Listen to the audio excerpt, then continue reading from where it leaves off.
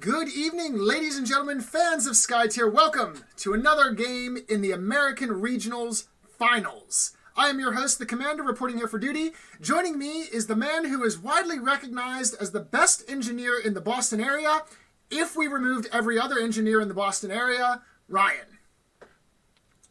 Thank you for that beautiful introduction. Happy to be here, and this should be hopefully a very exciting game, although the victory conditions might say otherwise. Yes, so for our victory conditions today, which I will get because apparently tape disabled the overlay stream, so there we go. As we can see, our victory conditions for today are right breach, left breach, and invasion. So there are 0 kill objectives, which already makes me a sad panda.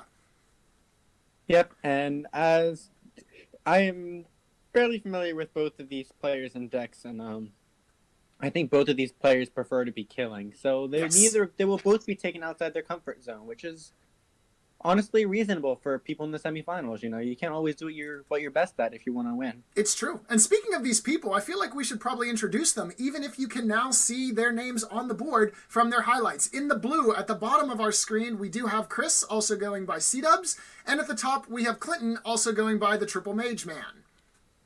Yep, although, not this game. That is accurate. Not this game, though. Only one mage.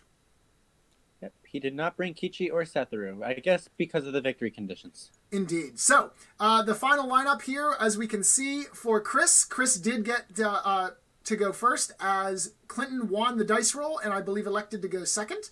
And so, therefore, Chris bringing Zakol, Freya, Tilakali, and Astrida, versus Clinton's Korhoff, Akudi, Yami, and Hogasai in a control-frenzied game. Yep, and a little bit more about the players. We have Cdubs from the great state of Ohio. And there is Clinton no great state of Ohio. There is great states, and then there is Ohio. Like, you got to pick one here, sir. Oh, well, it's better than Michigan. I mean, well, let us know in the comments. What's better, Michigan or Ohio? I mean, the answer obviously is neither, but if we were to decide... No, I'm just kidding. I have no problem with Michigan at all. Michigan is a wonderful place. I have several friends that originally came from Michigan. Yeah, and Clinton is from Michigan, by the way. Indeed. My dad is originally from Ohio, so I'm an Ohio State fan in the Ohio State Michigan. God. Now I can add one more list of things that's wrong with you. The list just keeps on growing. So, as we mentioned, this is the semifinals of the American Regionals playoffs. Both of these gents are competing still to continue to get more shards, making that making that world championship line of 18 shards, but also playing for the ability to get the buys. A buy is 24 shards, and I believe the second one is 30 shards. Correct me if I'm wrong? That is correct. Okay. I thought so. I have 0% chance of getting either buy, so I didn't pay too much attention to those. But I thought that's what the values were. So, we're going to get right into it now. As we see, Cdubs, his heroes will appear on the right side, and Clinton's will appear on the left. So it looks like Tilakali going first in a control match. That's not surprising. You want to get her out onto the field, summoning a pillar to protect the minions in the lane that she's assigned to, and possibly a worship to, not a worship, a lead to augment her control pressure. Ooh. Yep. Not hiding her in the bush, though. Yep, interesting. So, the reasoning I can see behind this is you can't send Hogasai into the bush and then do a worship action on her if she was hiding in the cover hexes, like you normally would with a Takali. I can see that making Takali vulnerable to a Hogasai worship, which would reduce the amount of HP she can sacrifice for minions. Also a Yami worship. Or a Yami worship, right. Well, Yami would have to move and skirmish to get to her. Right. No. You could just move and then worship through the dome. That's true. Right, so that's what I'm saying. Yami would... Tilakali is out of range of the Yami worship. Yes. Just a move. Indeed. All right, but regardless of that, looks like Yami is going to activate. Will we see a speedy go? Yep, there's the time glitch. The time glitch will allow Yami to get the fast condition, meaning her move is worth 5 hexes as opposed to 3. You could remove a condition, but there are no conditions on her right now, so that part isn't relevant. We see the first action is a skirmish to move her up 2. Now she's going to run through the minions, killing off one of them, and then potentially attack or lead for her final action. Only moved 4. I thought she was going to go hide in the bush. Well, flipping a +3 on the Psychic Shield there never feels good to flip against a +3 against the minion, but and another +3 against the minion. Well, that's 2 Psychic Shields. even though this wasn't going to be a kill game from the start, I mean, there's still reason to kill off heroes. As you mentioned before we started this, dead heroes can't lead. 2 +3s wasted on killing minions is a little bit unfortunate, especially given that we do have the Terror of the Endless Night as our... oops. That didn't do what I wanted it to Outsider. do. Yes, as the outsider, I was trying to get it so that the card would show up, but apparently you don't grab the card, you just hit the refresh button. Imagine that. Although, taking that from there, Clinton did get the Terror's HP on the board. Given that there are no obstinacy, or onslaught rather, I should say, or double kill objectives, I don't think it's going to be likely our players will attack the outsider, but he may get caught in a few AoEs if Hokusai uses a supernova, for example, or something. Yeah, there's no real incentive to kill in this game. So we did see Yami finished off there, killing off the second minion with an attack. So with the current state of affairs, Clinton has control of lane 2, 3-0. Chris currently has control of lane 1 at a score of 3-1. But given that each player has 3 heroes left, I think that's going to change. We do see a worship action coming out from Freyhill as the second choice for Chris during this round. I assume the worship will go on Astrida. Yep, there it is. So Astrida will be able to go ahead and do some minion maneuvering like she normally does. And then do you expect Freyhill to go and contest the dome or to contest the lane here?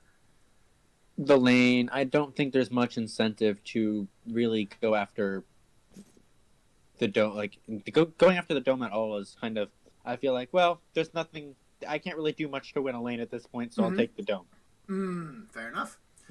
With these conditions, the dome has a lot less value than normal. Well, Chris apparently disagrees with you, though. He's going into the dome. Or was he going away? No, he's going into the dome. I thought he might have been going away across there. Yep, nope, that's 2 movement hexes, so he could have gone into lane number 2 if he was interested in contesting over there. Is he going to pop? His hand hovered over the flux. I see that. Is he going to use a presence in the dome here? Ooh, presence in the dome, it looks like it. I can't imagine why else you would go into the dome. And there it is. Okay, so Chris definitely does want to get the Terror. Interesting.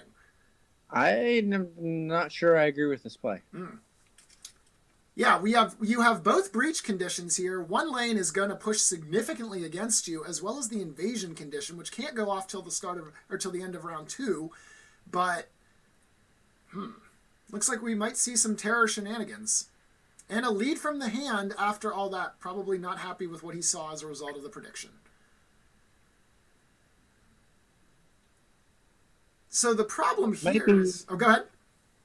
He might be just trying to ignore the other lane and focus just on pushing the one breach. And so, because that's the lane 1 side, so that will happen before the other side. That's all he needs to do is push for the breach, and as long as he's pushing that side, he can't lose to invasion either. Right. Okay. And so he doesn't need to put all 4 heroes in that lane on turn 1, as long as he pushes the control token 1 hex. Right. So I think he's thinking, well, is planning to just take the dome there too and use the Terror to kind of make one of his heroes a little less useful the next round, so he can really push for that breach on turn 2. Yeah, I mean, especially with Akuti being that far forward, if Clinton doesn't occupy that other cover hex, Terror can spawn right next to Akuti, and wham bam, thank you ma'am, Akuti is going to lose a lot of HP very, very quickly. Although that illusion will help, as that illusion token does provide a +1, and we do see that Akuti is going to get rid of the pillar, which means Takali will not be able to prevent this minion kill right here. Takali needs to have a pillar in line of sight as well as adjacent to the minions. Getting rid of the pillar does allow Akuti to use the retribution part of her ability, which is whenever she resolves an attack action, you may target a minion that is adjacent to her illusion for 1+ the flip. I think what we could see here is Astrida move 1 hex in front of the cover hex on his right lane. Okay. And then the Terror can spawn right there and give Astrida Frenzy. for the next round. So Shrita could blow up 2 minions and spawn 2 minions on round 2. That's possible, yeah. With 2 minions coming in for Clinton at the end of the round, regardless of the situation in the lane, that could be a possibility. Now, we have Zakol going. So Zakol, interesting in this matchup as well, as Zakol is able to destroy pillars in order to do 1+ flip against minions that are adjacent to the pillars as well. So Chakali can be used to protect them. Zakol can be to protect ally minions. Zakol can be used to remove enemy minions. So we do see a move and a skirmish here for Zakol. Interesting. Not the hex that's the hex that I was talking about Shrita going to, but Shrita can still go to the side of the cover hex I was talking about and still do the same. Yep, in between Zakol and Tilakali. And we do see a pillar spawn at a rather aggressive position here. Very interesting. I like that play. It's... Oh. We're doing a tango. 1-2 step. I would push it, put it back where you had it originally. Set up in a place where Tilakali will be able to protect more minions the next turn. Indeed. More easily. Yeah, normally we see that players will put the pillar, after the first pillar goes down, we see that players will often put their second pillar, if they spawn one, in a place where they assume the cover hex will then move, or excuse me, not the cover hex, the control token hex will be situated around so that they can protect new minions. But in this situation, not what we're going for here. All right, so Clinton's going to move. Hokusai. He is the first player, though, so he can get a pillar down at the start of the next round, too. That's true. All right, so we see Hokusai coming out. Hokusai potentially... interesting. So as it stands right now, it looks like Clinton has 0 interest in the dome, which does make sense because you would have to commit at least 2 heroes and a 3 lead in order to tie. So Clinton says, ooh, and a +3 on the skirmish there. So Zakol takes 2 damage, down to 15. Or down to 16, excuse me. Everybody's at 16 for Chris. If we were playing poker, that would win you the round, most likely, at 4 of a kind.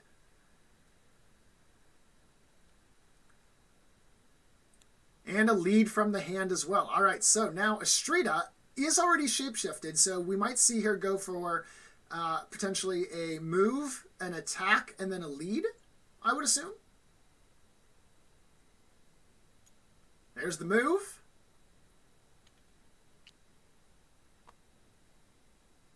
Here comes the attack. Yeah, that would make sense, I think. We'll lose 2 to spawn a minion as well, probably. Yep. And he'll break the perfect 16. Yep, there's the attack on the minion target.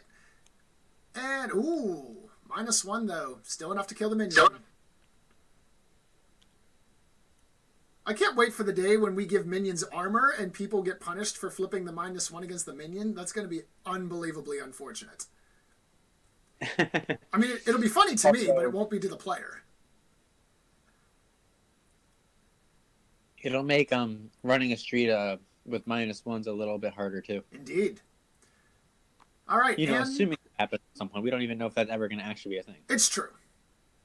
We do not have clairvoyance. This is purely hypothetical. I don't want people to think we're telling them that this is something that's in the works, because we have no idea. Well, speak for yourself. Wow. No, I'm just kidding. I don't have any ideas either that I can acknowledge. All right, so we did see that Astrida did finish up with the lead action as predicted there. So as it stands right now, Clinton has a complete lead in Control Zone 2.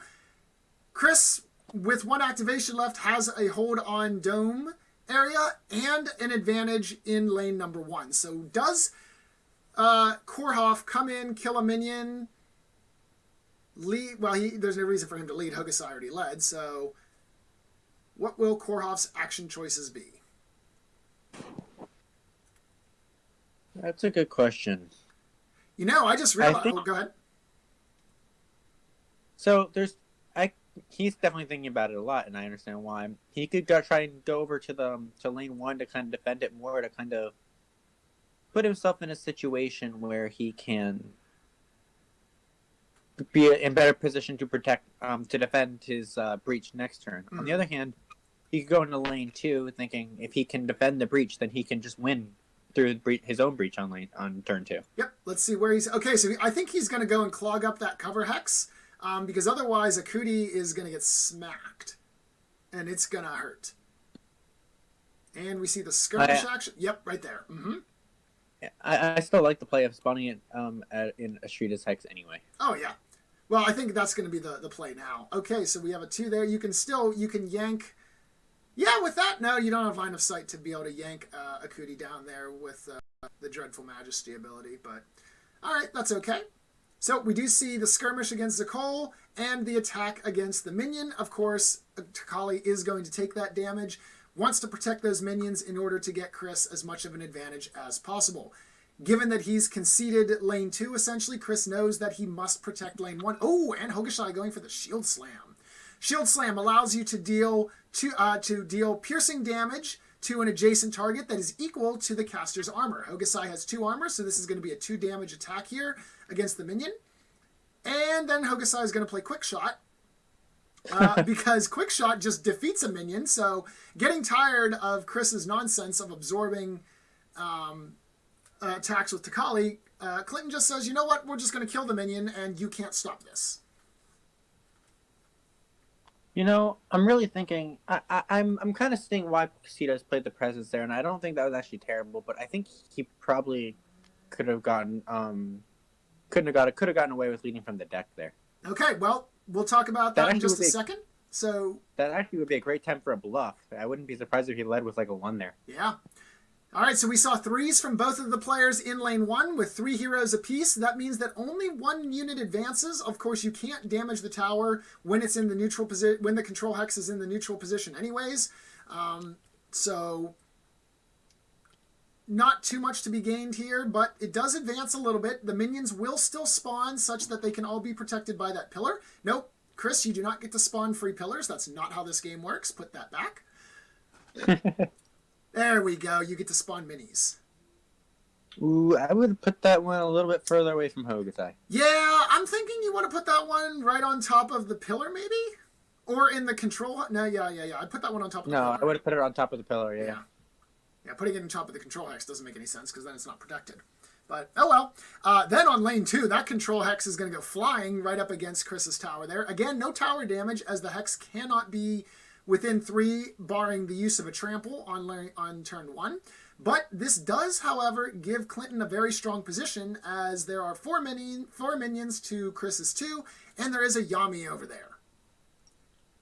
I would not be surprised if we saw Frail go over there and try and do something about that. Indeed. Unless he's confident he can breach on his right lane. Yep. All right, so now, the Terror of the Endless Night. Where is the Terror going to... Unless the Terror... Yeah, right as you predicted, so...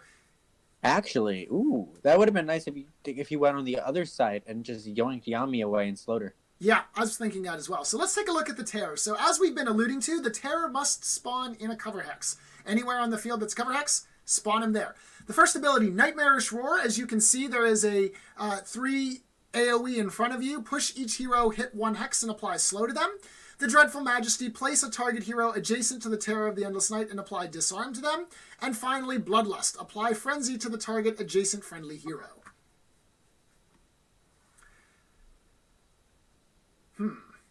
So, clearly, as you mentioned, one of the things that Chris is probably going to want to do is give a Street of Frenzy.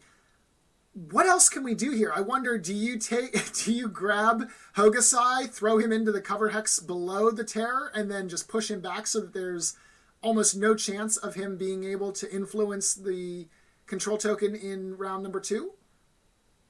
I think that's probably the play. The other option, obviously, would be if he went on the other side.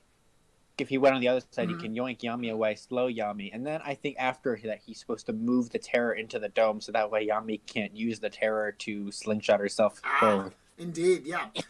Yami does not care about slow unless she's trying to kill minions, because her worship ability just lets her teleport to an adjacent hex. Yeah, basically 4 hexes. So we do see Hogasai is getting grabbed here, so this is going to be... I always mix up these abilities. This is the Dreadful Majesty ability, where we place target hero adjacent to the Terror and then apply a Disarm. So Hogasai will now be disarmed. Not, again, that really matters in this particular matchup, as the players are going to mostly be damaging minions as opposed to heroes. But the more effective point here, although interestingly enough, No, don't push there. You go one more to the right even. Make it so Hokusai can't get over into the other line. Yeah, well, because here's the thing. You have to push either Astrida or Freyhill, depending on your orientation here. Because it's push each hero as opposed to push each enemy hero. So, Hokusai... Yeah, but they haven't done that. Yeah. Hokusai can... Okay, there we go. Yeah. One of those two needs to be pushed. Ryan is going to inform them of such.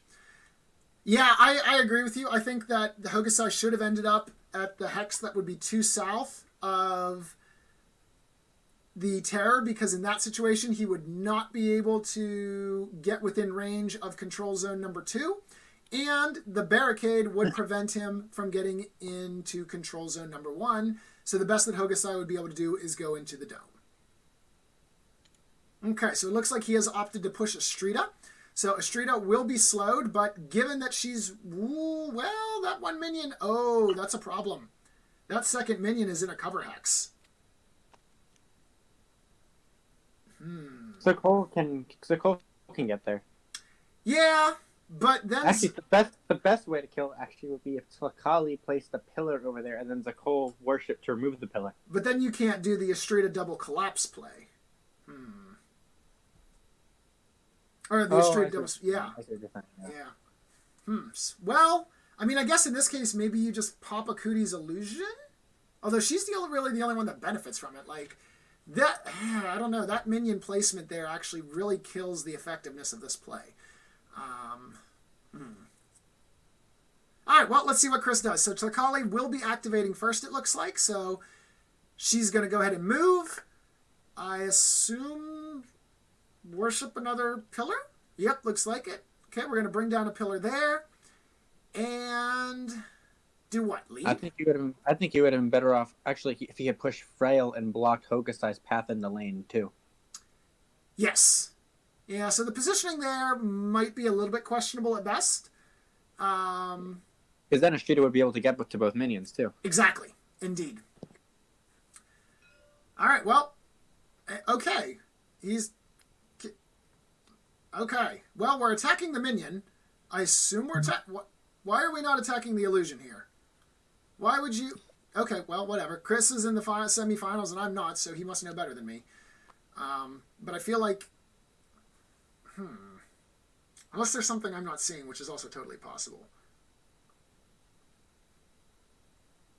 Like, as it stands right now, you would basically need to move Zakol to the hex that is northwest of the control point, and then you could, like, waste his attack action hitting the illusion, I guess? Like, this whole setup is just not particularly action efficient. I'm surprised Tlakali didn't go over to the right into one of those cover hexes. Yeah. I mean, I don't know how much it... Oh, I know why she went there. It blocks Hokusai from getting into the lane. Getting into range of the control token 1. That's fair. Yep, that's fair. I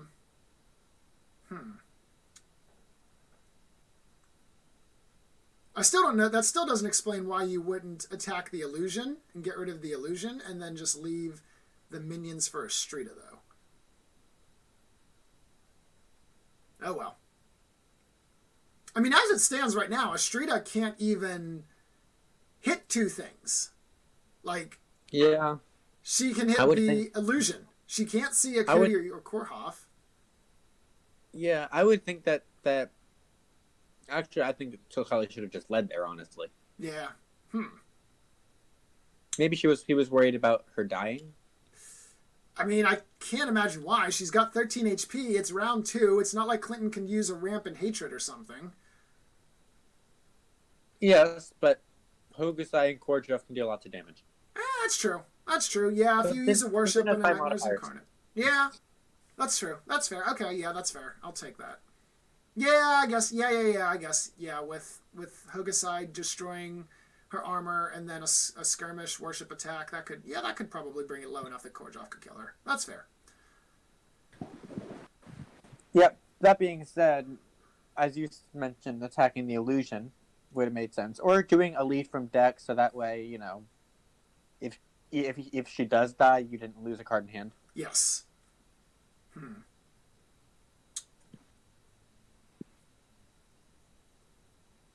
Well, we shall see what happens here as Clinton now ponders his next move. Also, we'll go ahead and advance the turn tracker to round number 2 because nobody remembered to do that. Nobody ever does. It's true. Unless we've got our man Smiaz here. Like, Smiaz is the official turn tracker keeper. He is always on top of that. All right, and we start to have the crowd rolling in. Hello, everyone. Tim and Joseph have joined us. As well as, oh goodness, I would attempt Mr. or Ms. Slayton. I'm not certain of which. I will not chance mispronouncing your name because I'm certain that I will butcher it and I do not want to offend you.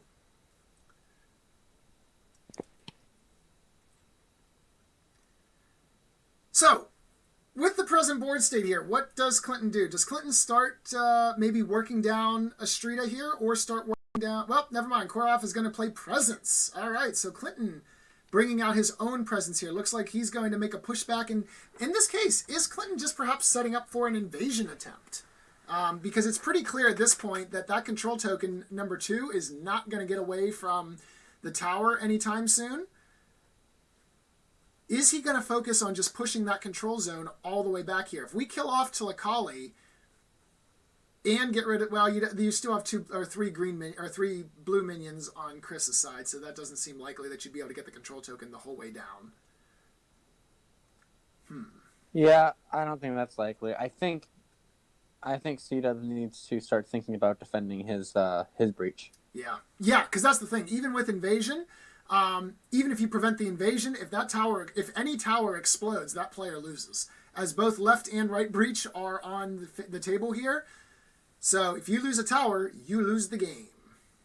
That being said, he could have things like Bewitch, Call the Pack, and stuff. So maybe Cdubs can provide a lot more control than we realize. Indeed. I actually don't have either of these players' decks on hand, so I actually don't know what they're running. I apologize for not doing my homework. So we do see that Koroff does use the lead action after doing a presence prediction, and then he's going to go ahead and attack the minion. Tilakali will take that. It's going to be 4 damage, 3+1 on the flip, so she will go down to 9 HP. And at this point, setting up for possible kill here. If Clinton has a Nightmare Incarnate or a Shattermind, then Akuti can easily kill off Tilakali with some help from Hokusai. Now, in terms of what they have in their decks, I don't know what's in the decks either, but I can tell you that the top card of Cdubs' discard is, in fact, a Bewitch. So we know he runs those. All right, so he does have those going on. All right, it looks like Koroff is skirmishing against Zakol. 2 damage piercing brings Zakol down to 12.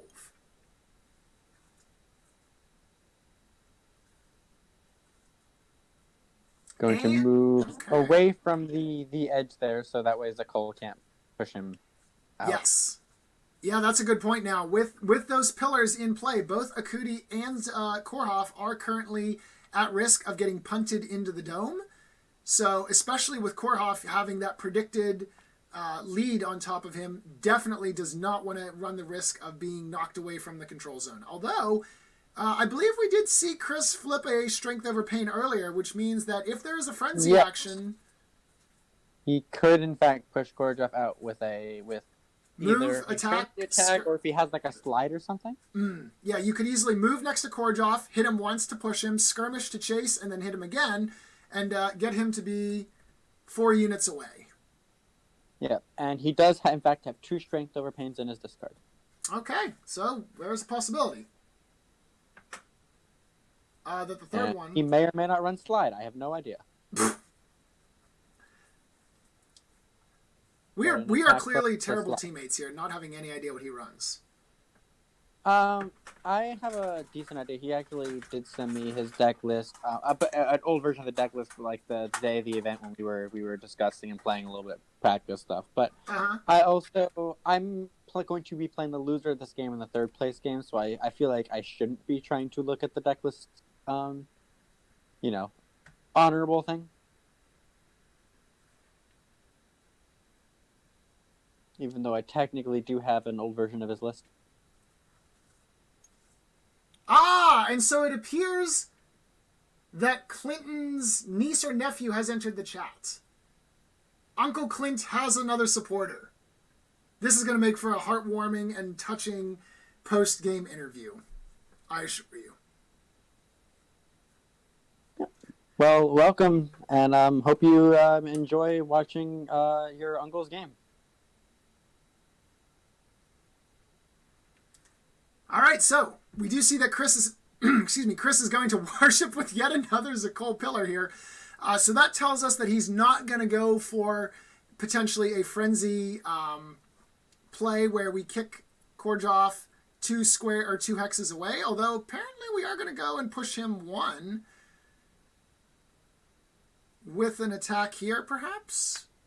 If he has a slide, then this does work out fairly well. Indeed, let's see. Or he's just going to attack the minion.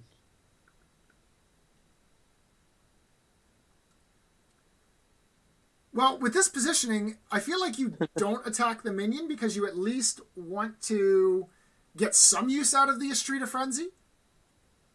You know what this would be a really good time for from Cdubs? Enlighten us. Unburial rights. Yes, it would. Unfortunately, as with all the other new cards and the new heroes, Unburial Rights is currently banned, much to our chagrin. Yes, but that would spawn 3 minions here for Cdubs. Yeah. And if Nantaka was on the field, that would do a lot of damage to, say, Akudi. Or even Kordov.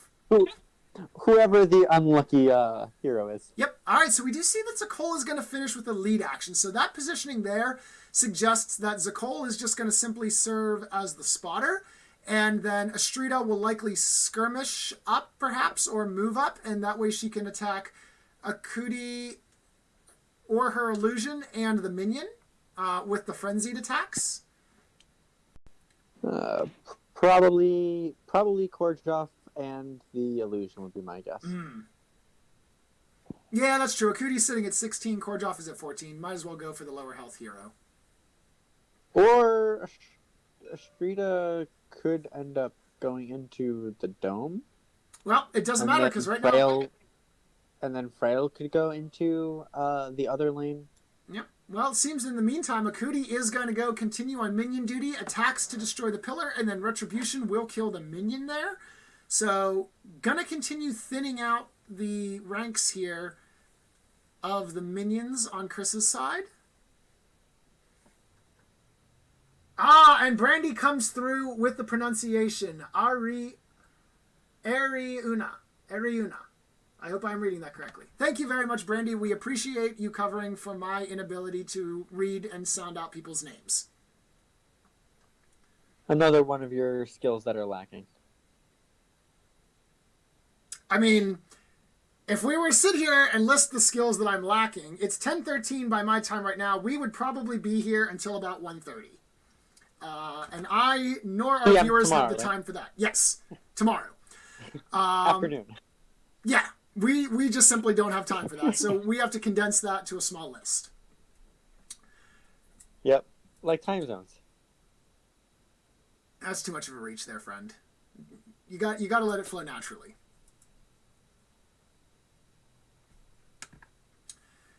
So, after the attack action, Akudi kind of is sitting in a decent position at this point. She might want to skirmish back one, as Zakol has already activated, so unlikely to... And Tilakali, so unlikely to see a push coming out there.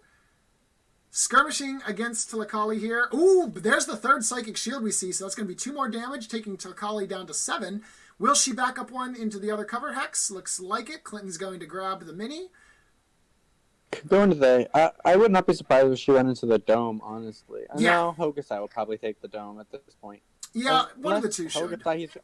Actually, or Hokusai and Yami will focus on the lane and Akudi can take the dome. Yeah, because Hokusai can make it over with a skirmish and a move. Hokusai can get within 3 of control zone number 2 and make it such that there's a lot of pressure that dome might, or that tower might actually just collapse. If Clinton has another time glitch, 1, 2, 3, 4. Yeah, you can get one of the minions, and then the other minion with Yami move and attack, and then perhaps a lead action from one of the two heroes, and that tower just explodes. Or if he has a quick shot. Yeah, that's true. We did see quick shot come out already in turn 1. Might have some additional quick shots. Locked and loaded. Yami would have to be the one to use it, as Hokusai currently suffering from extra heavy armor. If this was Dark Souls, he would be doing fat rolls. Not able to get going that far. I think Cdubs needs to go with Frail next and block and put her in the hex that Hokusai needs to get to. So we do see Akuti is going to move here. Potentially looking to create some sort of a barrier, I guess. Not entirely certain what our objective is here. Maybe to prevent Astrida from skirmish moving and attacking the minion. All right, so we do have a question from Brandy about how would Chris or Clinton achieve invasion. So the problem is Chris is not going to achieve invasion. Let's just get that straight out on the table right now. I am not one to beat around the bush whenever things are at odds. Chris is not going to get invasion this game. Chris's path to victory is through right breach. With the situation that Clinton has established in Control Zone 2, invasion is just not on the table at this point. Now, what Clinton could set up for the invasion play for himself at this case, he would need to pop the 2 minions that are still currently standing. Not going to be very easy to do at this point, given that all 2 of the heroes that were within range have already activated. Hokusai is not going to be able to influence Control Zone number 2, or excuse me, Control Zone number 1 at this point, as they're with that lineup of oh, wait a minute. Well, it doesn't really matter with Freyhill because you would still be inside the dome anyways. No, you're supposed to block the hex Hokusai needs to get to. No, that's not. No. Well, he might be moving there just to hit a minion. Although you could still hit the minion if you went down to the hex that Hokusai would go to. Yep, undo that. Oh.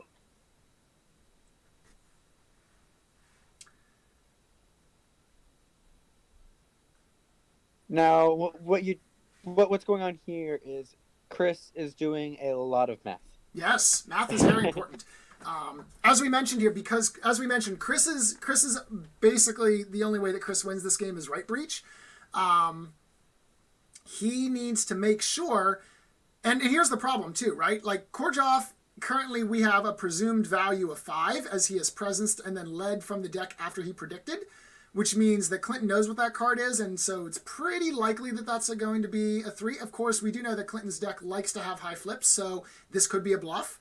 Korjov is worth at a minimum 2, at a maximum of 5. Plus you have a Kuti there as well, so and 1 minion. So at a bare minimum, Clinton's control value is 4. At a maximum, it's coming somewhere up around 7.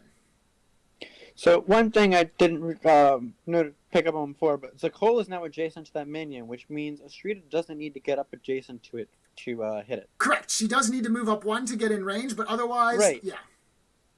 So we could see he might be trying to decide if he wants to worship on Astrida with Frail first. Well, Astrida's already worshipped. That way Astrida doesn't... Oh, when did that happen? That's actually a good question, because she didn't end her turn. I wonder if he forgot to remove the marker. I think he forgot to remove the marker. I'm gonna just ask them real quick. Yeah, because I'm pretty sure that Astrida... Yeah, I don't remember, because Astrida hasn't gone this turn, and Freyhill's just activating now. I'm pretty sure that we forgot to remove that shapeshift token from Astrida. Ah, okay, so there was the worship action we didn't see. Okay, that's what the situation was. So Freyhill did do the worship action against Astrida. That makes sense. And now, okay, Freyhill's going over into the lane there. Yeah, but not blocking Hokusai. Not blocking Hokusai, indeed. Yeah, that's... okay. I think we both dislike that positioning for exactly the same reason.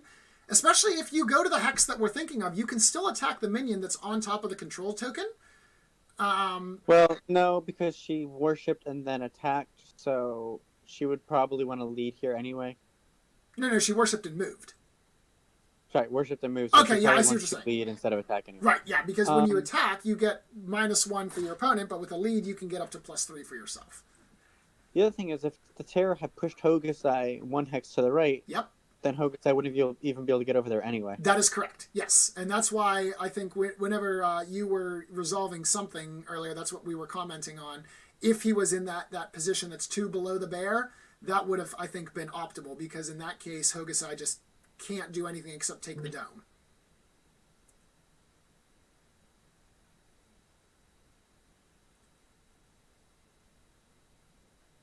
Chris still. He might be trying to figure out if he actually. He might not even be locked in on that move position. He might still be thinking about that move. Yeah. Yeah, looks like he might be trying to think if he can get the breach here, because if Astrida can blow up that minion. Well, again, I think if Astrida can blow up that minion and spawn one, if he has a presence, maybe that would put him at let's see, if he gets all 4 heroes over there, that's 4, 5, 6, 7, 10, 11 with the presence. So that would be 11 to Clinton has 3, 4, 7, I believe. So if you kill the minion, that would be an 11 to 6, and that would be a tower destruction. Right. Okay. So that's probably the math he's trying to do here, but yeah, that also means if he's grabbing Freyhill. That also means if there's like a Nightmares Incarnate or something. Yeah. I mean, I guess Lakali can save it. Yeah. Takali's still got 7 hit points left. Although, then the thing is, Hokusai still has to activate. With 7 HP, Hokusai... He's going for it. He's going for it. Here we go. I'm going to make a prediction. This is going to be the last turn of the game. Yeah. This ends one way or the other. Either Clinton wins or Chris wins by the respective right breach. One or the other. Man, if only he had not used that presence flex turn 1, if he had like a sinkhole or something.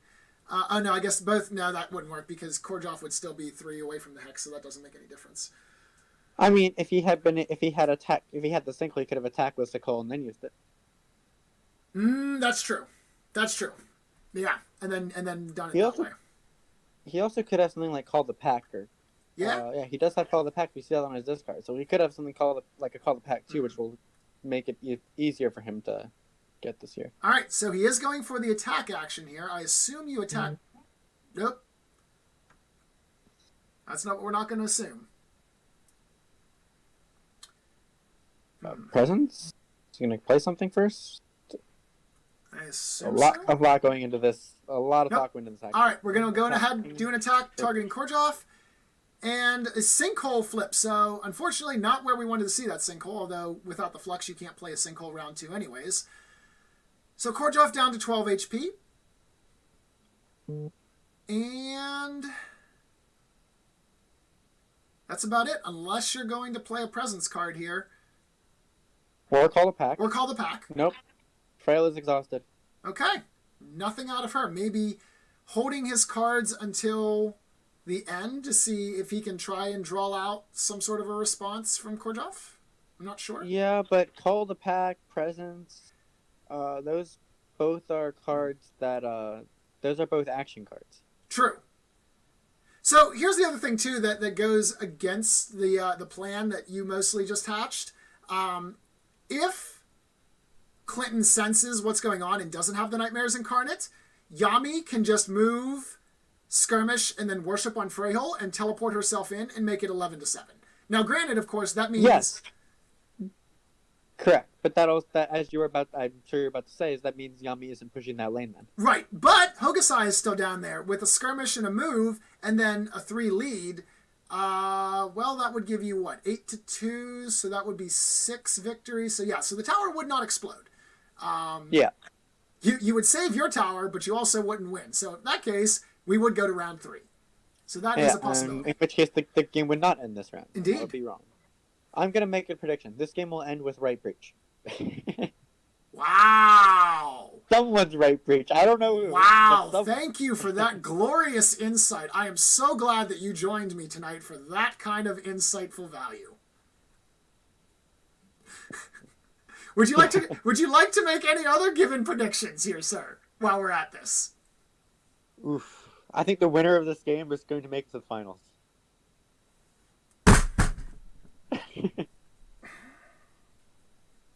Isn't it about time for you to disconnect? Like, this game's You been going on for 45 minutes here, and you haven't disconnected. I'm pretty sure it's about time for your internet to crap out on us here. You know, you are not wrong about that, but my internet seems to be doing surprisingly well right now. Amazing. All right. What else? Well, let's see.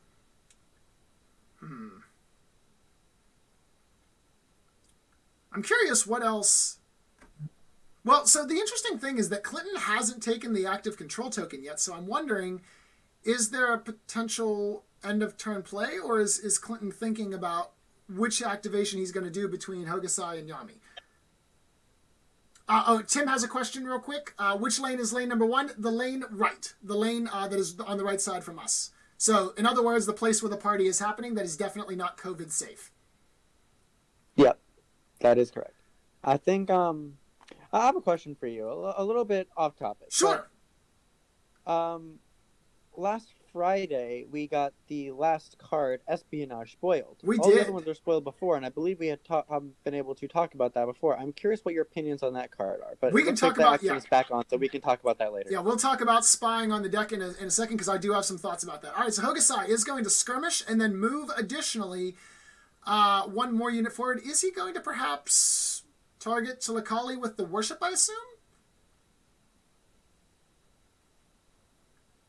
I mean, at this point, it's pretty clear that Cdubs is not going to go after the dome.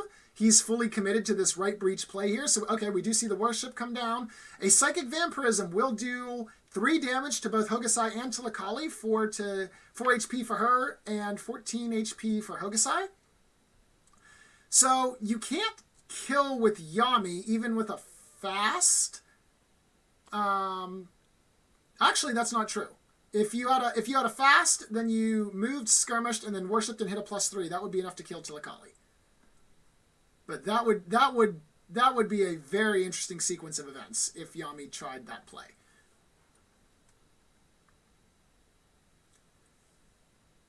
Go ahead. Yeah, Yami can't actually take out that tower all by herself at this point. Correct. Well.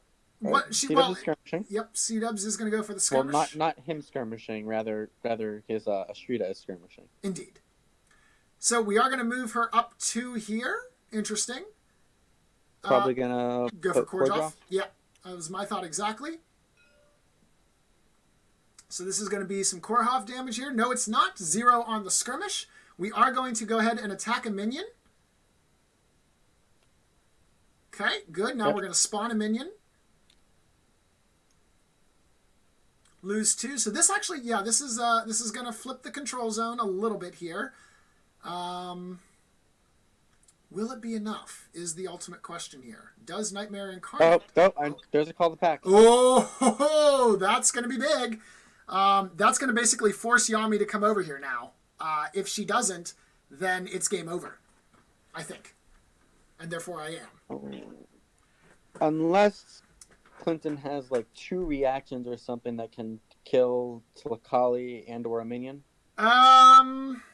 Well, since only Akuti can hit her, that would be a little bit impossible. What can be done there? Yep, I think Yami is going to have to come over there. Yeah. Unless I'm missing something. Ooh, and a +3 on the attack against Korhoff. So not going to kill him, but does bring him down to 7 HP. So if this goes to round 3, Clinton is likely facing off with only having 3 heroes, which in a situation where we're racing for the right breach, 1 hero down. Dead heroes can't lead. They also can't Nightmares Incarnate minions or attack minions. So that's going to be pretty big.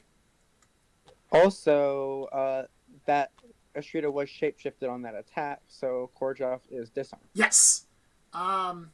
Whether that's relevant or not, we'll find out. But okay, and she's going to shapeshift to bring her HP back up there to 15. Not that that really matters, as the only one really in danger is Tilakali. And I do wonder if there's a nourish in case Clinton goes for some sort of snipe on the Tilakali there. I'm going to go remove that frenzy and slow for him before we get to the next round. Wait, should these be here or not? That's true. Anyways, while we have a second here... I think I think the more relevant part of that shapeshift was the fact that Ashpita is now shapeshifted for next round and can spawn another minion. Indeed. So back to your question about espionage, since we'll probably have a few minutes here while Clinton plots out his Yami turn. So espionage is one of the new cards that's been revealed. It is a blue card, reaction speed. I think it's was it a +2 modifier or a +1? I forget. +1, +1 mana. Okay, and 1 mana. And essentially what it lets you do is you may predict from either opponent's deck or your deck and predict 2. And I like it because this is going to be a great card when someone goes and plays a presence. You let them go ahead and get their affairs in order. If they put the cards back on the top of the deck, before they go for the lead action or the attack action, whatever they were doing that preceded the predict, or that I guess succeeds the predict action, you go ahead and just throw their cards away, which is going to be hilarious. Also, you can do even without a predict. Like if they're doing a lethal attack on you, and if they get the kill, if it's like borderline, if they get the kill, you lose, and if they don't, you win. Yeah. Can be useful there. Indeed. It's also just a 1 mana card and can be used on your own deck. If you're just like trying to find a lead, like it's like a 1 mana presence that doesn't add the control. Yep, that is also the case. If if you're looking at that deck and it's like, okay, I need to make sure that he doesn't hit a +2 or a +3, you take a look at his cards. Oh, you have a +2 and a +1. Let me rearrange that so that I know you hit the +1 there. Tough. Yes, and also there's the like what I was saying, like just also it's a reaction, so you can use it if you're trying to want to get a good lead from deck round 1 even. Yeah. You can use the presence. Use the espionage from a different one of your heroes. Okay. For your own lead. Here comes Yami coming to save the day. All right, so Yami is going to move, skirmish, and worship her way into the lane here. Probably going to target Freyhill, I assume, with the worship. It doesn't really matter, as either Freyhill or Astrida would get her within range of the control token. And so now Clinton's control value is 7, we assume. Versus, what do we have here? 4 plus, we assume, 3. So that would also be 7. Oh, no, that would be 8. If I could count, that would be wonderful. No, that would be 7 because Clinton has the prediction. Never mind, excuse me. And a quick shot comes out. Okay, so that minion goes down. Yep, but that was the only... Even though the quick shot alone would have been enough to save it, Yami was the only hero in that area that actually had the ability to use it. Yes. So he had to go for that play. Had to bring Yami over there, even though it's now 2 away from blowing up, if our math is correct. So it's 4-2, which means that tower actually doesn't take any damage at all, right? Because the 2 minions will absorb the damage. I'm talking about lane 1. Oh, I'm sorry. I apologize. I was talking about lane 2. So yeah. So lane 1 is kind of where all the action is. So we did see some leads we did see a lead 3 there from both players. So we need to do some counting here. So that should be 5 for Korhoth, 6, 7 for Clinton total. And Chris should have 10. 10. So that will be 3 damage to the tower. Okay. Yep. And so the Yami plus the quick shot does save the day. Was 2 and saves it. Yep, there we go. 3 damage to the tower. The control zone is now pressed fully against the tower. And as we mentioned, this is going to be a right breach race game. You can't go there. Okay, yeah, you're just putting it down to move the court out of the way. Yeah. Yep. Honestly, I think it would have been better to be in the corner, a little bit harder for Hokusai to get in range. Yeah. I mean, given that Hokusai could get to either of those points just with a move action into the cover hex, I'm not sure how... It makes it a little bit harder, though, especially with a Zakol being there. That's fair. So, interestingly enough, though, point to note is that Clinton now gets the Terror of the Endless Night, and it's possible that we may have to say goodbye to Litkali. It is possible. He also could use it to yoink Zakol out of the way, or just yoink Litkali out of the way. Yeah, that's also the option. Or just kill Litkali also works. But yeah, the Terror does not do the most amount of damage, and actually, Litkali Hokusai does not have line of sight to her, so she does have 1 armor, and the Terror's only damaging effects are an attack and a skirmish. Right. So he would need to hit a +2 on a combined total of +2 between skirmish and attack if he went that route, which, given what we've seen out of Clinton's deck, does not seem unreasonable. Yes, that is very true. So, a very tight game, though, as we can see. Now, the important thing to note is Clinton is slow pushing lane number 2. We do see that the minion buildup is now 6-2 in his favor. So, it still won't explode next turn unless he goes and sends a hero to help influence it over there, which is going to be a little bit difficult to do given that he's 2 tower points away from losing the game in lane 1. So we'll have to see how this plays out. Now, if Tsilakali dies here, then that's going to pretty much require almost all of the Terror's abilities, 2 out of the 3 at least, which means that it will not be able to yank Zakol, and so I fully expect Zakol probably to activate and then kill off Kordov, because Chris needs to make this 3 heroes to 3 heroes in order to get the right breach condition, I think. Yeah, we also could see. I think we'll probably see attack skirmish on Tsilakali, and then, actually he could if the move with the skirmish and join Zakol out. Oh, that's true. You're right. That is true. He could do that. All right. So first off, we're going after Tsilakali here. Show us +2. There it is. Dead Takali. All right. So Takali now dies. She will respawn in turn number 4. We also could see Dreadful Majesty and then a sneeze on Astrida here. Yes, as that would definitely mean that she's not getting anywhere. Yep, there's the pull, and here comes the sneeze. All right, so that was Dreadful Majesty combined with Nightmarish Roar, or as we like to call it, the Dreadful Roar. So now Astrida, we saw this against Hokusai last round. It's now Astrida's turn to get slowed and disarmed. So if there's a charm in Chris's deck, he can cleanse the slow, which is really all he cares about, because with Astrida going after minions, you don't really care too much about the disarm. There are no charms in his discard. He does have chasms. He could use a chasm to push himself 1 hex. That's true. Sometimes you have to get a little bit creative and just kind of yeet yourself into the control zone, as the students would say. He also could have charms, and they're just not in his discard. That's also true. As there is... How many cards are left in his deck? I don't want to change the camera since I have you here.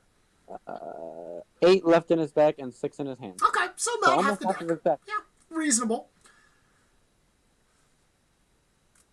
Ooh, the real question is, what ults do we have left? Ooh, that is a good question. We're in round 3. Yep. So Chris has Totemic Slam and 1000th Ritual in his discard. So Glacial Rebirth and Song of the Siren are still left. Unlucky, though. I was hoping to see a There are a few things as fun to watch as Totemic Slam. Yeah, we could be seeing a Song of the Siren on a Kuti. I'm almost certain that's what we're about to see. +0 on the skirmish action here from Astrida. Gonna get a little bit closer. No, well, if you went over to the left, you could have moved her within range of the control zone. Man, what are you doing? No, that was a skirmish and a move. Oh, was it? Yes. Oh, yeah, you're right. And there's Song of the Siren. There's Song of the Siren. So Akuti does not get to take her action or anything this turn. She is good for 3 mana, and that's about it. And Akuti's ultimate, Voice of Light, is not really an offensive tool. Now, one of the best ways to deal with a whole bunch of minions is Supernova. Yeah. Ultimate. And I can tell you that is, in fact, in Clinton's discard. Ah, well, there will be no Supernova today. That's unfortunate. Along with Word of Nupton, but Featherstorm and Kneel Before Me are both still in there. Is that what Akuti's alt is called? Word of Nupton? Yes. For some reason, I thought it was Voice of Light. Maybe that's her title. I don't know. Anyways. All right. So, Featherstorm could be... I don't know if Featherstorm's going to be super useful. I guess you can teleport around and then knock off a minion with it, but I feel like... Her title is a Radiant Voice, which is close to Voice of Light. And also, one of her abilities is called Resonant Light, so... Still not it, though. I don't know where I got Voice of Light from. If you put them together, it works. I mean, I guess. kind of like Dreadful Roar or whatever. I mean, no, that one actually makes sense, because that one we're combining 2 ability names there. That one at least makes so sense. now you're combining her title and one of her ability names. I guess. That's a bit of a stretch, though, even for me. All right. So, we did see the skirmish and the move. However, with this positioning, Astrida can't actually attack a minion. And attacking Yami isn't exactly what you want to do either, really. Or, I mean, I guess you could attack Akuti here, but, like...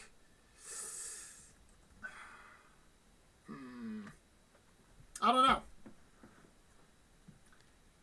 Is this kind of a feels bad man moment? Okay, we're just going to go ahead and worship. Are you worshiping on Freyhill? Yes, we are worshiping on Freyhill. Okay, so we're going to see some piercing damage come out, or potentially the Glacial Rebirth. As the Glacial Rebirth... Yeah, we could also see... I think, honestly, at this point, Glacial Rebirth is going to be better as a lead. But he could do some skirmish or some sacrifice stuff to kill off Korja. Yeah? Have we seen a sacrifice play? I don't think we've seen... Or a sacrifice card from him. I know we see all strength over pain. I definitely saw a sacrifice in his discard. Okay. At least one. That's fair. There are 2 in his discard. No nourishes. No nourishes. No nourishes. But 2 Okay. sacrifices in there. Interesting. Bringing Freyhill and Astrida with no nourishes. Okay. Well, there's no nourishes in his discard. Okay. Again, that's fair. We have not seen about half his deck, so they could still be out there. Looks like we're going to activate Hokusai based on the ping that we just saw, perhaps.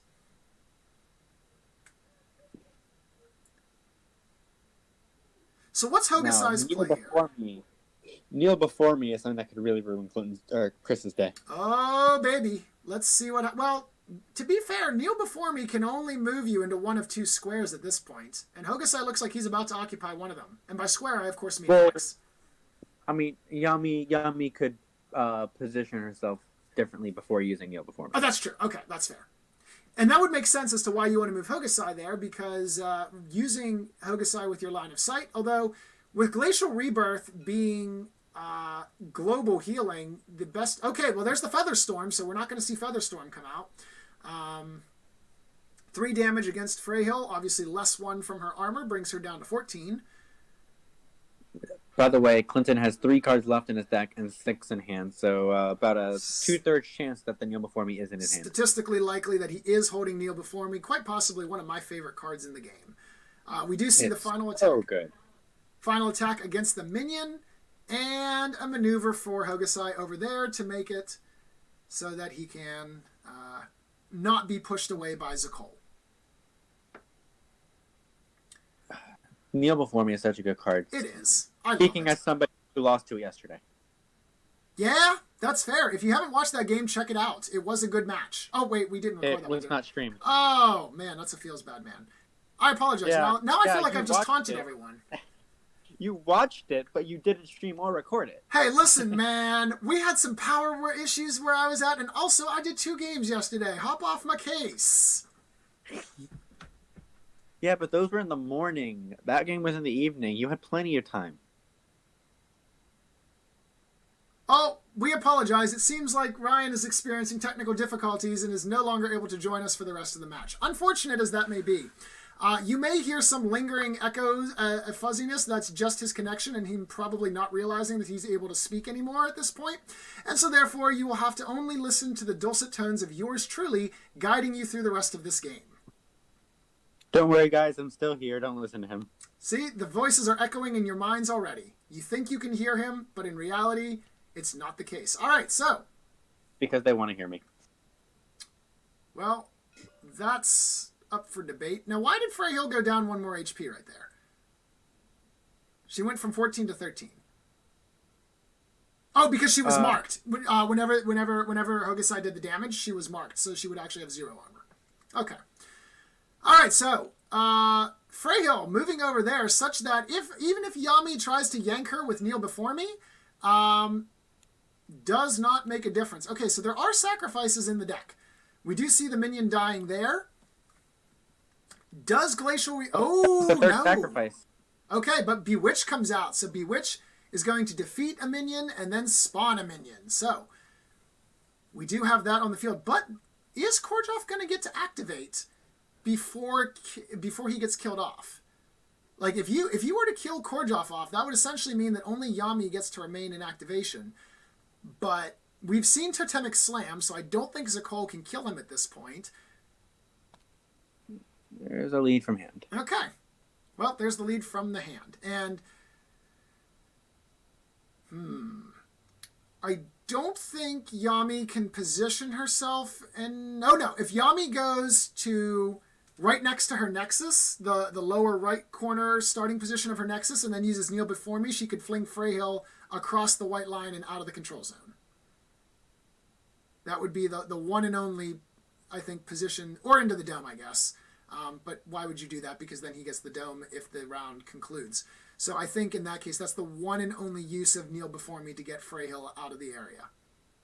Unless, of course, Chris has a sinkhole, at which case he just says no. Yep. He also has Chasm, so he can always use a Chasm to... Well, no, he doesn't have any blue mana. Yeah, he doesn't have any blue mana, yeah.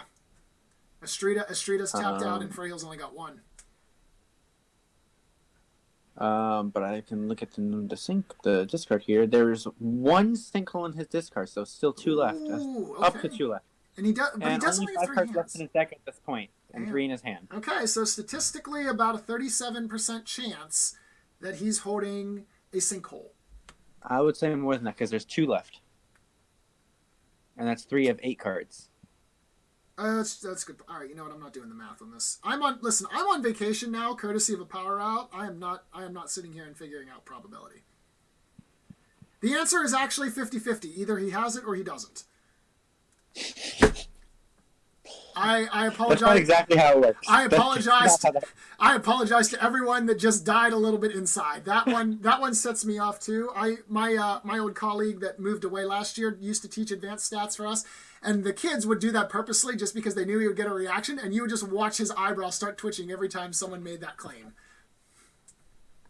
Yeah, that hurt me a little bit.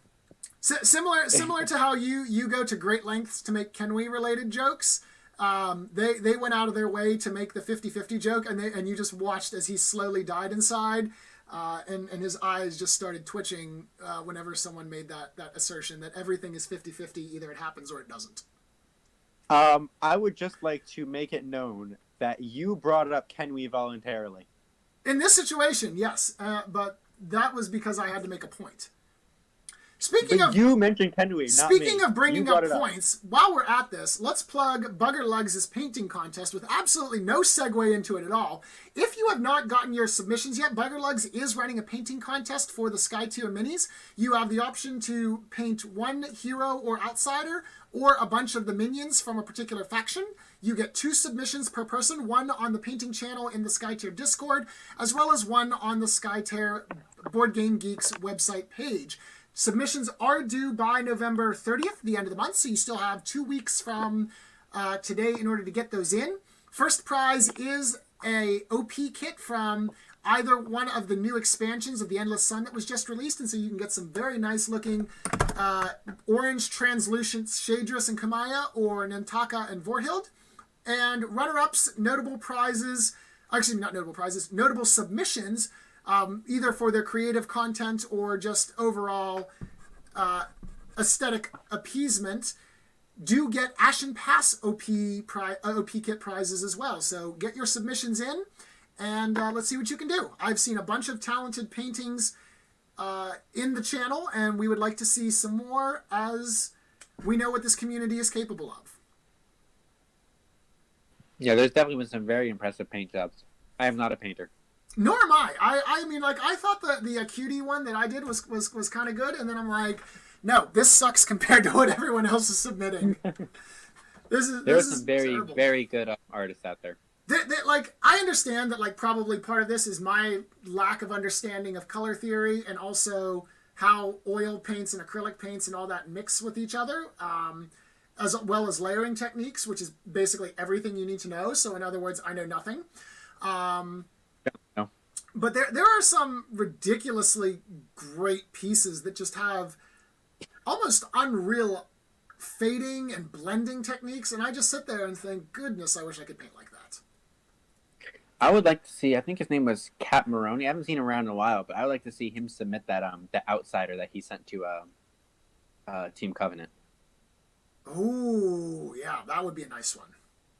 That was a really good. Someone submitted speaking of the outsiders, someone submitted a really nice outsider today. I forget their name, unfortunately, but I saw it, and it is. I'm like, why? Why are people so good at this? Like, it just had so many different tones and blendings and colors and everything, and it was just so nice. And then mine's just kind of solid colors that are divvied up based on the section of the body. It was Red Scare. Ah, that's who it is. Red Scare. Thank you. Yeah, had to look it up. Make sure we actually give a true shout out to the person. It's true. All right, what else can we talk about here? Since Clinton seems to be still pondering his move. Yeah, this is a very tough game, and neither of these players want to make any mistakes here. Absolutely. This is semifinal. Yeah. And speaking of which, this is the American Championships here. We're in the semifinals. Last night was the other semifinal game between me and Tim Bunn. Uh-huh. Or Tim Pun, if you will. Tim Pun. Unfortunately for me, he won that game. I was going to say, wow, you're going to say that it's unfortunate that someone won? All right, we finally got action here. Okay, so somebody's attacking. Korhoff is attacking, so looks like Clinton does want to get Korhoff's use out before Zakol punches, pummels, and proceeds to kill him on his activation. So I assume we'll probably see some sort of a yellow attack card coming out to thin out the minion ranks, most likely. Nightmares Incarnate, maybe, potentially. Nightmares Incarnate, Shatterminds. What's the last one? Migraine? Shattermind and Migraine cannot be used on minions. Oh, is that so? Okay, interesting. I don't play yellow, so I don't remember the distinctions of which ones target minions and which ones target anybody. Or which ones have to target heroes, which ones can target minions and heroes. Who plays yellow, honestly? If you had like a Wind Blast or a Soul Screen, that'd be interesting. That is true. We did see the Wind Blast as a lead earlier, and a Wind Blast here would be pretty good. Tilakali's not on the field. Uh-oh. We're removing more minions. What did he do this time there? Or was that just still the same? I think he changed the minion he got rid of. Ah, okay. Yeah, where those minions are positioned, there are 2 Wind Blasts in his discard. Okay, so the third one might come out here. Assuming he runs through. He also has 2 Dragon Punches in his discard. Okay. Wow. And he is through his deck, and we have not seen Kneel Before Me. Okay, so that means Kneel Before Me is 100% in his hand. Now, how can it be used?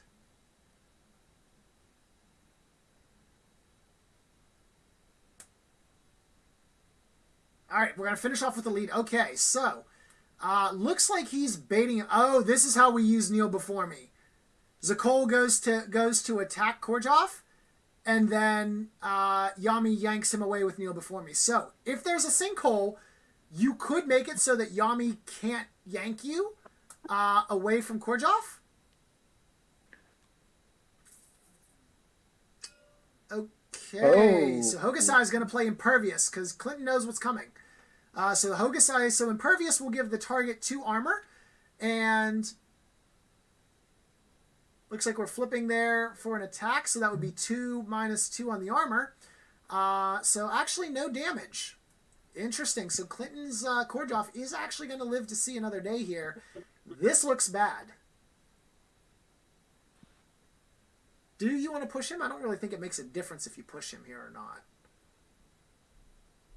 I mean, is there a reason not to? Yes, because then Yami can move through one minion and yep.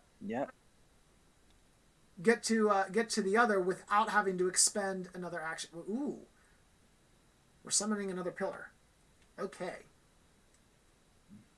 So, this might actually go to turn 4 because the right lane isn't going to, from our perspective, the left lane isn't going to explode there. It's 6-2, which means it'll be 2 tower damage, 2 minion deleted for Clinton on there. Over here, I'm not even trying to do the math right now because it's too much of a headache, so we'll just wait till the players are done. There's still a fair number of minions there on Cdubs' side, and he still could have sinkholes, presence, and stuff like that. Yeah, that's true. You could potentially say... ooh. Sorry, no presences. Zakol's the only hero left with more than 1 mana, and Zakol cannot cast blue cards. Yep, but you could sinkhole such that you get rid of Freyhill, or excuse me, not Freyhill, Akuti and Hokusai, yes? From Zakol's position? Although Yami, that's when Yami would just use Kneel Before Me to rip you away from being able to target the area. I think they're playing a game of chicken with Kneel Before Me and Sinkhole, because they kind of counter each other. Uh-huh. That is unfortunate. So neither of them wants to be the one to do it first. Right. Well, especially if Yami uses it first, because then Zakol just says, okay, Sinkhole flings the 2 heroes, and then he doesn't care where Yami throws him. Because where Yami's positioned right now, any of those areas is still within influence of the control hex. Also, Tim asked the question, is Zakol's push optional for Zakol? Yes. It is. Zakol's push is a may. After he declares an attack, he may push the target 1 hex. After he deals damage, right? Excuse me, after he deals damage. Yes, sorry. With an attack. But yes, as I was saying before, as we have a... Nope. I think we don't have a break anymore. We don't, because here comes Yami. Ooh. And here comes the play. Kill the minion. Use Kneel Before Me to fling Freyhill. Yep. Targeting Freyhill. Is this where we use a sinkhole to keep Freyhill in the zone? If you don't have a sinkhole, you are in deep, deep doo-doo, Chris. He has to have it. I don't know. That hand of his isn't going towards his. And Clinton's red hand is getting ever closer to Freyhill.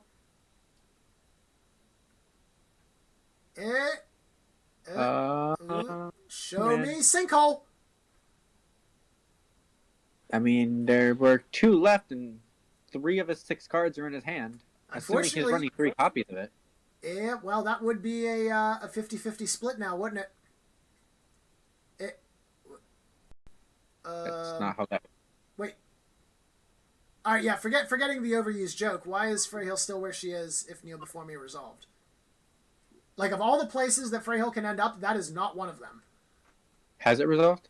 Well, Clinton then went with the lead action, it said. He clicked lead, but he hasn't led yet. Right. Which also doesn't make any sense, because Kordjoff isn't going anywhere, and Kordjoff led from the... Okay, yeah. Okay, there. Alright, so Freyhill is currently useless. And is going to remain that way, because Chris is out of heroes. And she is also now slowed. It's possible that because Zakol does have a lead from deck still, that he might have decided that it's better to use the sinkhole to push Akuti and Hokusai out. Maybe. Or that could be the case. Also can bring Astrida in with it. Yeah, you could drag Yami close. Well, no, because can you get Sinkhole to reach that far? I think that's too far for Sinkhole to reach. Hokusai and Akuti out and Astrida in. Yeah, that works. Oh, sure. I'm sorry. I thought she said Freyhill. I'm sorry. Yeah. Nope, that works. Yeah. You could definitely do that.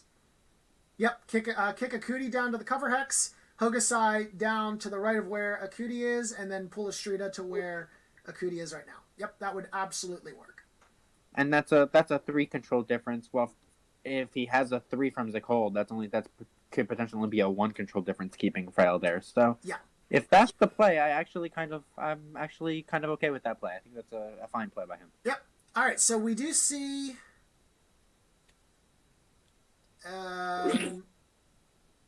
Why did he worship her? And Hokusai is going to play double shield slam here, so that's going to be -2 minions. And Zakol, there it is! There's the sinkhole! Oh my god, Clinton, you should have let the first one, you don't let the first one resolve first. Oh no, here it goes. Alright, so here's the sinkhole that is going to potentially make the difference in the game. So, with double sinkhole resolution here, Akuti does have 3 mana, so if she's got a chasm, that would be enough to stop it. I guess, wait, what is that? Okay, we're throwing stuff down on a stack here, it looks like. Is he taking them, saying he's playing them separately now? I don't think he can go back and say that after the fact. Yeah, I mean, once Chris has made a material play, which would be the summoning of the sinkhole, It looks like Cdubs let him remove one of the minions. Okay. Interesting. But so the way that works is if he plays the shield slam in response to the other shield slam, they're both on the stack when he does a sinkhole, so he moves them away, so neither of them are resolved. Indeed. If he just plays one and then waits to see if Cdubs plays a sinkhole, then he can use the second shield slam as a response to the sinkhole and kill one of the minions. Indeed. All right, so we do see that resolved there. Chris just kindly outlined where the sinkhole was for us, although we pretty much figured out where that was. So now it's time to do some math here. So we have 4. I think there's a minion behind there. So let's see what we have. Korjaf led with a 0. Oh no! Freya led with and Zakol led with a 3. That's it. And Yami led with a 1. That's it. That's going to be. Sinkhole. Yep. There's the other sinkhole. I think that's it. I believe that's right. Let's Breach. do the math real quick here. Yeah. 2 minions, 2 heroes, and a 3, so that's 7. 7. And 2 heroes. Drop was Yami is 2, so that's 7 to 2. So yeah, that's it. Game. Yep. Good game. Even if that was there is a lead of 1, so it's 7 to 3. Yeah. Either way, that's fine because that's for control victory, and so we'll just wait for them to math it out here just to make sure that we don't. What was the ping down there for? Yeah, and if even if Yami or Korjaf had led with a 3, it still would have been 7 to 5, so that still would have been exactly enough. Yep. All right. So there we go. They're declaring victory by right breach for Chris. Let's go ahead and talk to the players. That was awesome.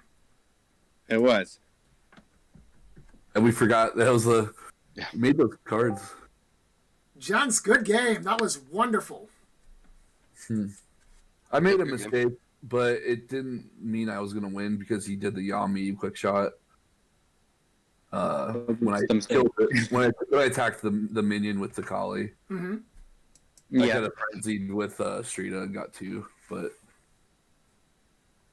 yeah, we were talking about that. yeah. I was like, once I did it, I'm like, shoot, I already did it. So. He was exactly at 5, so I had to come over. Yes. Yeah. I could have cleared my lane and won this one. Yep.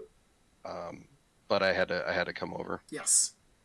Yeah, we were wondering if he had the presence or the call to pack to force you to do that or not. Yeah, I was thinking there was options for Bewitch, Call the Pack, or Presence. But I guess the Bewitch was out of there, so it was Call the Pack or Presence. Right. So I had to come over. Yeah, I guess the other thing you could have done was you could have brought Hogosai into lane 2, but I don't think with Hogosai you had enough over there, so I think going to the dome kind of made sense. Oh. I could have. So the tough thing is I wouldn't have won. Right, exactly. Right. Which is why you went to the dome.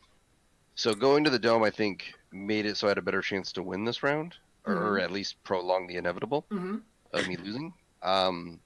So I had to go to see if he had the cards, because if he didn't have the card to get one more, then I could have went over here and taken out this lane. Yeah. Right. So I had to give him the opportunity to show his hand, more or less. Yes. If he had Call the Pack or if he had Presence. Right, because both of those are actions.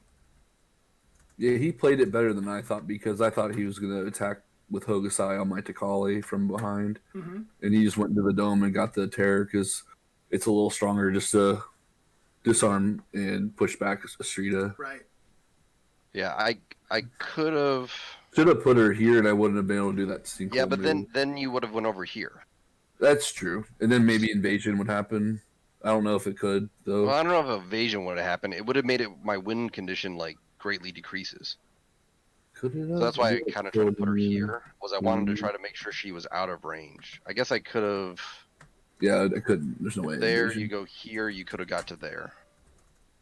Yeah, there's no way I could invasion though. I was actually so one thing we were talking about Cdubs when you used the tear and pushed the Hogosai. I shouldn't have target. If you had pushed to here, Hogosai wouldn't have been able to get into this lane. Oh, okay. Yeah, I wasn't even thinking about that. I would say about 5 times. I wish I would have moved this to this spot. By the way, the control hex.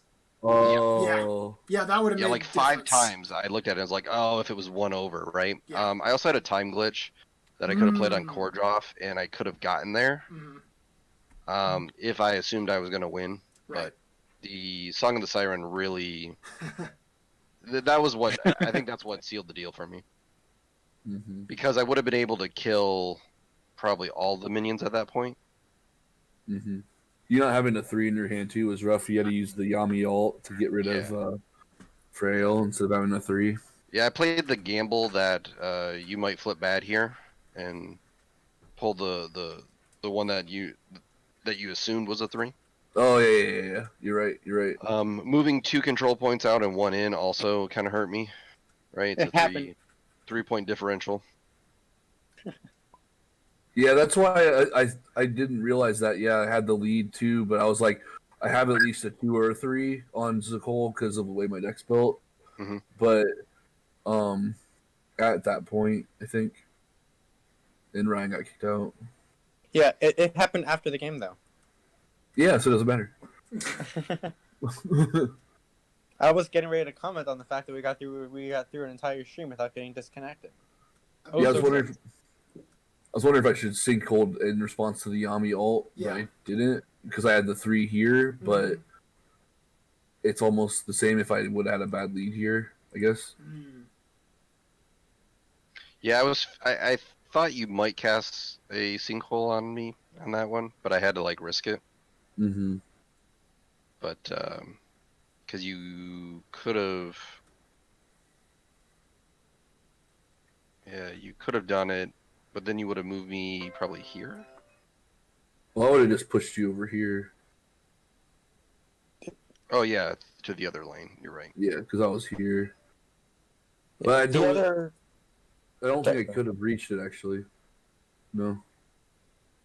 The other That's play we me were in the talking dome. about, Cdubs, that we thought could have done differently. I don't think ultimately made a difference, but with the terror, if you had pushed Frail instead of Ashrita. Yeah, it was I didn't know if like my Frail would be able to get to where she needed to. If I did so that. actually, in that case, it might have like I actually wanted to straight it because I thought I might be able to kill her with Hokusai. Because I think I at that point had 2. It was either like a shield slam and 2 impervious or something, and like I could have skirmished, attacked, worship. So actually, like Estrada moving, like took that temptation away from me. So maybe that worked out well for you then. Just lucky like be bad, I guess. Yeah. No, I mean, like I said, I think she was more flexible to move around, right? And you wanted to keep Estrada away from my.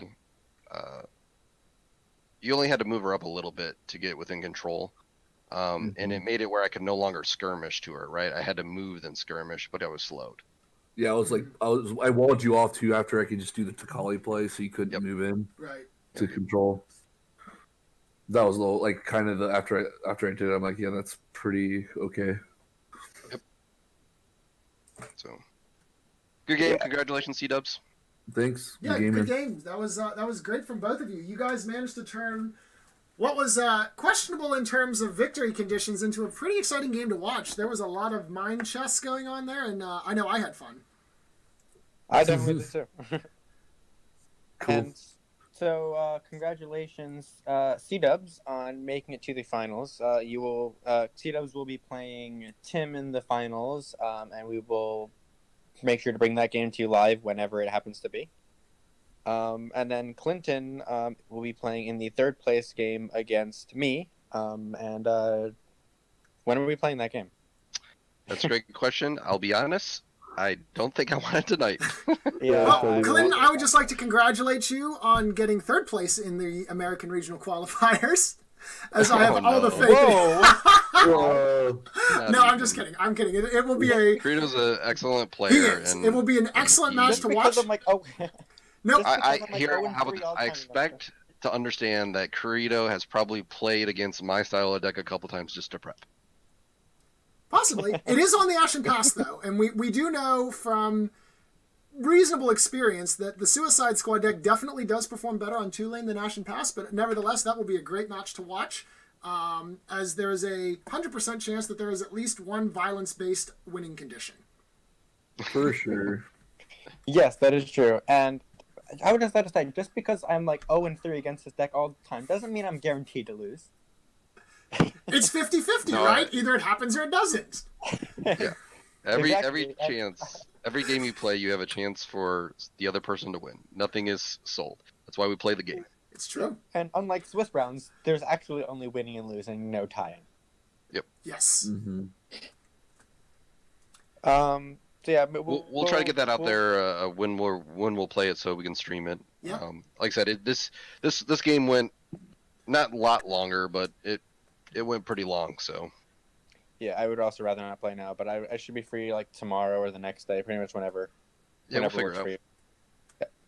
Was that an So hour yes, and a we'll half bring you game? the third place game and the finals whenever they happen. Also, the European Championship is still going on, and we'll Yes. hopefully try and bring some of those Top Cup games live as well. Indeed. So stay tuned and make sure to keep your eyes on the general channel, the content channel, and the World Championships channel, as one of those three channels should have the information related to those games.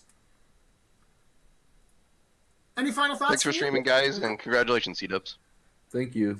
Good luck, man. Same to you. Congratulations, Cdubs, and good luck to both of you in your last game. All right. Well, thank you very much, everyone. On behalf of Clinton, myself, Ryan, and Chris, thank you very much for joining us tonight, and we'll see you guys on the next game. Have a good evening.